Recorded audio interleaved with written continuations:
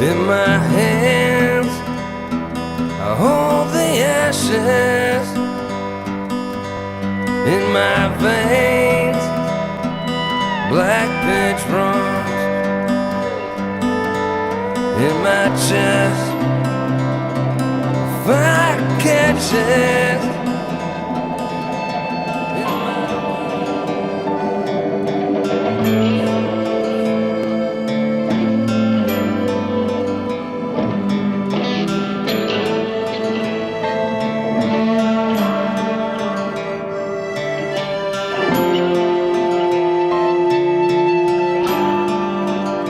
I'm Gates Brown, captain in the Army. I served with the 82nd Airborne Division in Iraq. We deployed August of 2006, and then I was injured January 2007.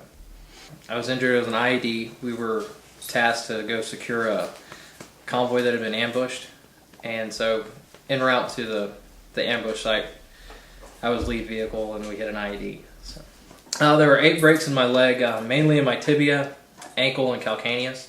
When I was in Germany, I wasn't real sure what was going to happen because if you can't get fixed within 24 hours, they evac you to Germany. And so I wasn't 100% sure exactly what was going to happen to me.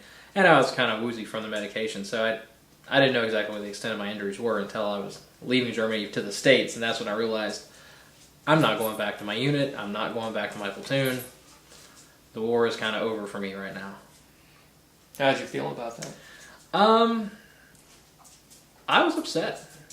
Really and truly, because it was my platoon. I was really pumped that I had taken this platoon from its inception and trained them up, deployed with them, and I really wanted to bring them back. I didn't know if that would happen, but I thought that I would get farther in the whole thing than I did. And that was a real big letdown for me, that I had left my guys over there. And I knew that there would be somebody coming to take my place, but still, they were my guys that I had trained and that we had spent so much time together. And now I'm going home, I'm out of danger, and they still have to live every day in Iraq. And that was tough. Born under South Kentucky sky. Here come West Mexico to fight. My name is Will Stewart Starks. I am a veteran of the Iraq War. I served out of Fort Riley with the 1st Infantry Division 134 Armor as a medical support. I'm actively involved in politics, including Iraq Veterans Against the War, where I'm a member, and also the chapter president here at KU. While I was in Iraq, probably like my 2nd or 3rd month, I realized that I'm definitely getting out of the military. There was no reason for me to be in it anymore. The oath that I took to the Constitution was basically invalid because none of those things were supported by my commanders, by the people that were instructing me, and there was no need to be part of a fraternity or an organization where people can't follow the basic rules. The art that I do is often related to the work that I do in the community. This piece in particular is kind of a take on the torture that I witnessed while I was there. Working in the aid station, they would often send us to one of the prisons that was on our base, and oftentimes we would round up people. A few times one time in particular, they rounded up an entire mosque to find one guy who was suspected of being a bomb maker.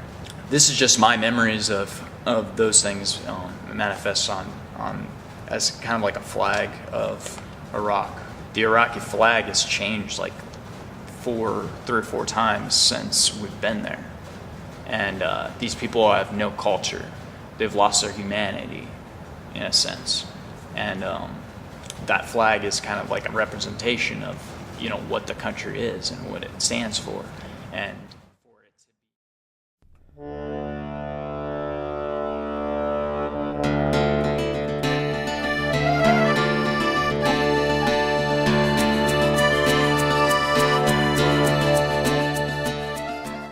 My name is Tim Hornick. I'm a captain in the U.S. Army. I was wounded in Baghdad in 2004.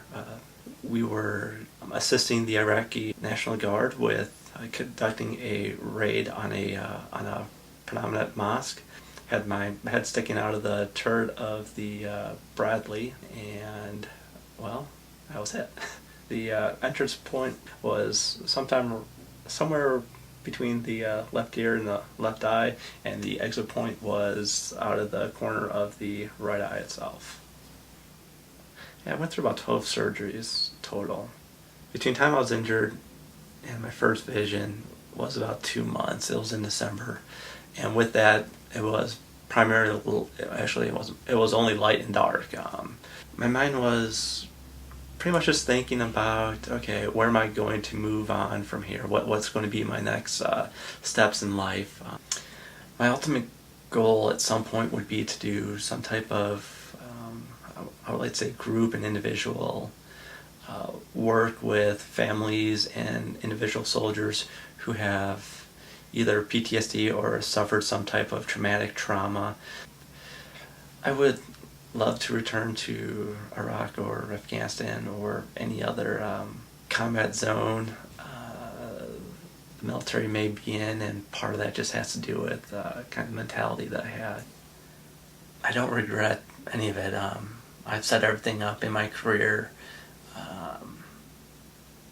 the way that I wanted it, minus the injury. You don't set. That's something that no one ever wants, but looking back, it's kind of one of those blessings in disguise.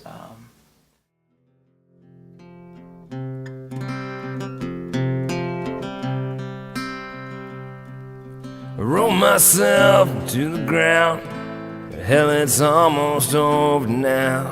I don't see nothing but the light. Darkness filled my days, the rising sun has shone away. I don't see nothing but the light. The preacher's